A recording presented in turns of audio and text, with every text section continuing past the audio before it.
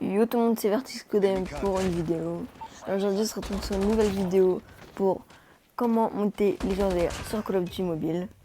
Alors avant que cette vidéo commence, mettez un petit like et abonnez-vous. Je vous laisse 5 secondes pour vous abonner.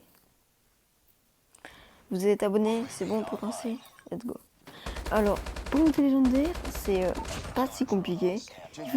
D'abord, la règle la plus simple, c'est du niveau. Il faut avoir du niveau parce que vous ne pourrez pas monter légendaire si vous n'avez pas de niveau et pas d'expérience en jeu. Donc, le premier conseil, c'est de vraiment travailler les 3 premiers jours pour prendre beaucoup d'avance. En gros, essayez les 3 premiers jours de monter, si vous êtes Elite 1, de monter direct Pro 5, Maître 1. Moi, vous avez beaucoup d'avance, ensuite vous avez toute la saison pour pas trop tryhard et pour essayer de monter légendaire. Ensuite, un autre conseil, c'est de jouer en équipe. Et ça, c'est très très important, car ça va optimiser votre...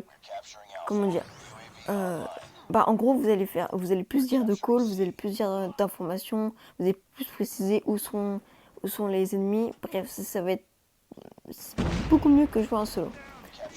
Donc jouer en équipe, trouvez 4 teammates où vous êtes bien ensemble, vous jouez bien ensemble, et vraiment jouer, dès que vous êtes connectés, jouez ensemble. Et pendant quelques sessions, comme 2 heures l'après-midi, 2 heures le soir, ou comme vous voulez, mais vraiment jouer en équipe. En solo, c'est, on va dire, 2 ou 3 fois plus compliqué, hein, vous allez voir. Moi j'ai réussi à monter légendaire en solo car sur ma montée je suis plutôt bon et j'avais plutôt des teammates bons. Ils parlaient anglais donc j'avais à quand même suivre. C'était cool mais je voulais vraiment en équipe. Le troisième conseil c'est de faire plusieurs classes. Donc quand je dis plusieurs classes c'est une classe AR, une classe SMG, donc une classe corps à corps, une classe AR et une classe comment dire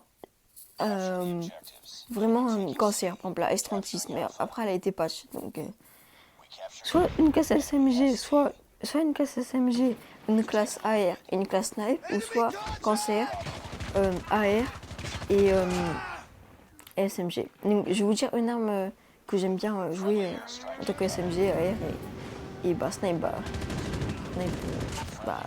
c'est un sniper, hein, vous prenez le sniper normal.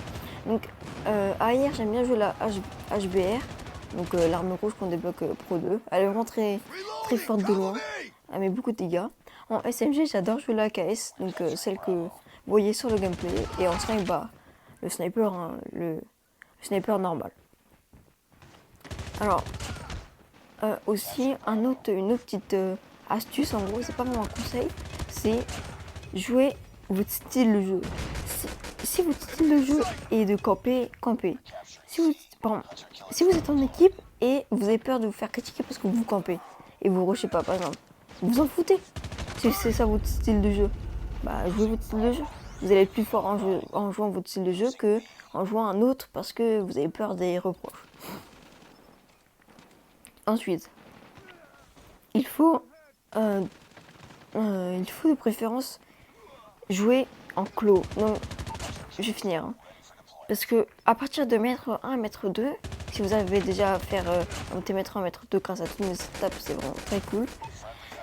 Jouer en clos, car à partir de mètre 1 à mètre 2, le niveau commence un peu à s'élever. Donc, ils vont savoir drop shot, sauter, viser drop shot, après, vous avez compris. Et si vous jouez pas en clos, après, vous savez drop shot, et si vous savez drop shot, sauter et tirer en même temps, sans jouer en clos, c'est parfait. Hein. Mais c'est vraiment très simple de drop shot quand on joue en clos. Donc vraiment jouer en clos. Donc bref, c'est la fin de cette vidéo. Si cette vidéo vous a plu, abonnez-vous. Donc les astuces c'est faire votre classe, jouer vos styles de jeu et jouer en équipe. Sinon vous pourrez monter légendaire facilement. Bon bref, je vous laisse et à une prochaine vidéo. Salut!